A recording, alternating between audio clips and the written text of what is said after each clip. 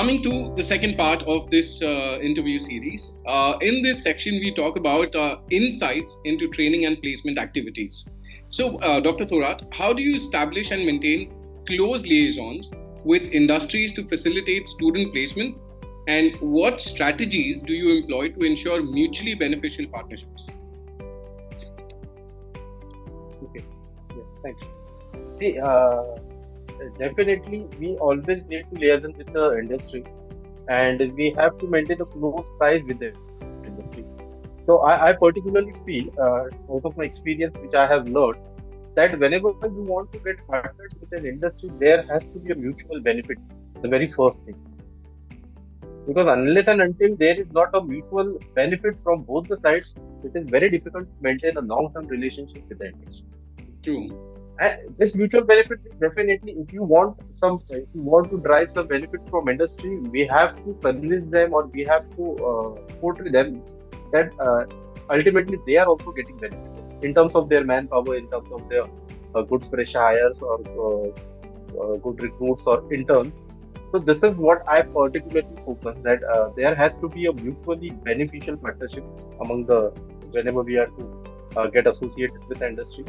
Then I always focus on understanding the industry needs and aligning curriculum with the requirement. Because unless and until you are not able to understand what industry actually requires, so you cannot demand them anything.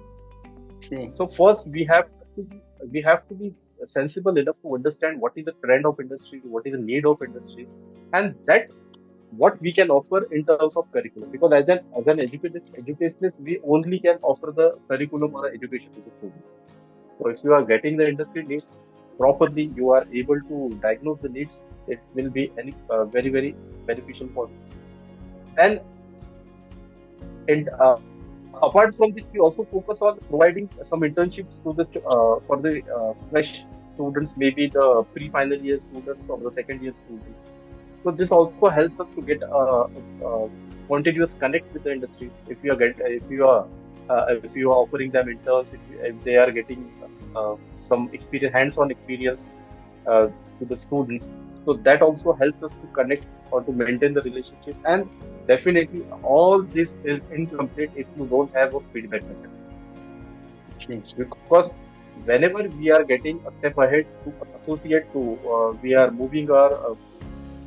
offering a handshake with the industry, it has to be a continuous process, and it can be assured only with the feedback mechanism. So proper feedback mechanism is very must.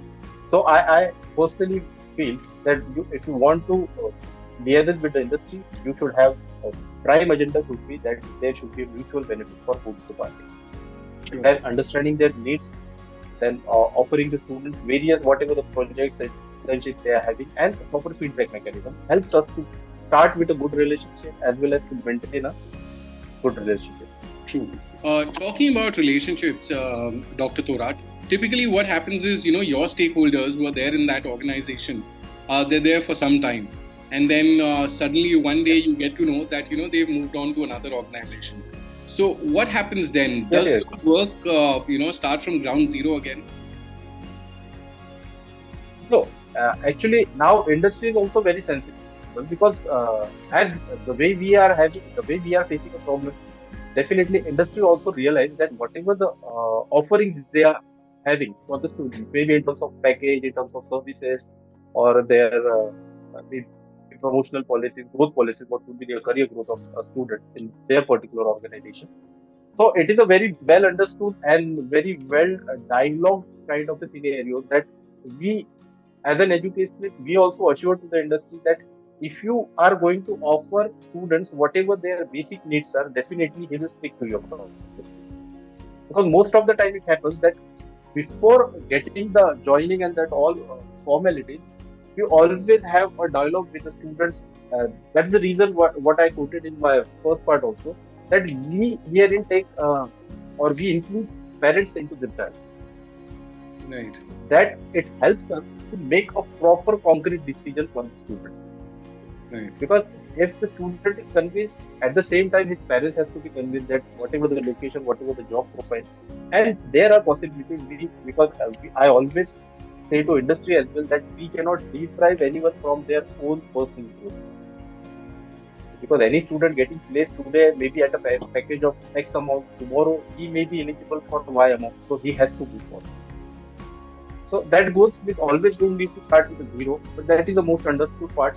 And whatever the efforts we take, the efforts we take before the student join the industry. Okay. Okay. So we try to get resolved with all whatever the queries they have. So retention is always on a higher side. Right, right. Dr. Thorat, my question was more oriented towards your industry connects, people whom you're interacting with, various organizations, and sometimes Okay. people who are connected to you, they leave that organization to join Okay. any In other that organization and all huh. that. So then, in that case, Mhm. what happens? Does your effort again start from ground zero? Yeah, in some cases, but in most of the cases, we don't start with the ground zero because what happens when we start serving the industry in terms of technology, students, whatever the different on different fronts. So we create a legacy, we create an impression in that industry. Right. Because though the single point of contact is a single person, but later on it happens that we are known by our college name, we are known by a brand name, that student of this college. Right. And this is how most of the time we don't need to start with ground zero because we have many such recruiters or we have many such industry partners because initially I might have started developing this connect with some different person, but today the person which are sitting on those positions are completely different. So they are altogether different. But still they have the legacy, they have the name of our brand, name of the college or whatever the student has contributed to that organization. So most of the time we don't need to start with a zero. But yes, in some cases it may happen. Right. Absolutely. Well, then that is the normal routine work. We got to go through the grind Yeah. again and again. Right. Yeah, definitely. Right. Talking about how corporates are involving themselves into your efforts. How does that happen? How? Okay. See, corporates definitely, whenever we need them, so most of the time we need them to share their expertise. Right. So they are always available for us. If we request them that whatever the emerging technologies they are using in their organization, just we just organize an interactive session for them with the students. So the students, when they hear it directly from the industry person, the impact is much higher. So in this way, they do help us. Most of the time, we do plan the industrial visits for students. Right. So in that case, also these corporates they welcome us because because unless and until the students are not physically visiting that company campus, so the impact is not that much. Whatever the virtual things are doing. So in that case, also corporate helps us. Whenever we require some panel discussion, we require some workshops. So in all these fronts, industry and corporates do help us. Absolutely. Can you share some examples of successful training programs you've organized to, develop students' soft skills and interview taking abilities? Oh, yeah, definitely. Every year we organize certain programs. One of the most what we can say highest rated program or one of the most successful program in terms of training, I could say we go for mock sessions. Okay. Wherein from the pre-final year, from the third year onwards, we start third year itself, we start exposing students to what were the actual campus drives are, what are the actual campus recruitment processes goes, in which the student do perform the aptitude test the way he has to, he or she will be performing in next year or in final year in their campus recruitment drive. Then in that training itself, we do provide students a mock interview sessions. Okay. In this mock interview sessions, we also provide proper interview will go, and after that we provide them a proper expertise suggestion or feedback, wherein that student exactly have 365 days to work on his own development.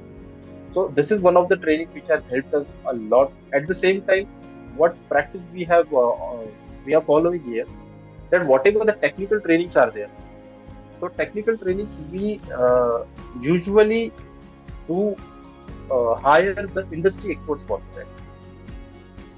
Whatever the technical hands-on trainings are there, whatever the trending technologies which the industries are using, recent trends which industry are using, we request the industry personas, request the experts, we request, or whenever the honorarium part is there, we also do provide them honorarium part, and the logistics supports are also provided.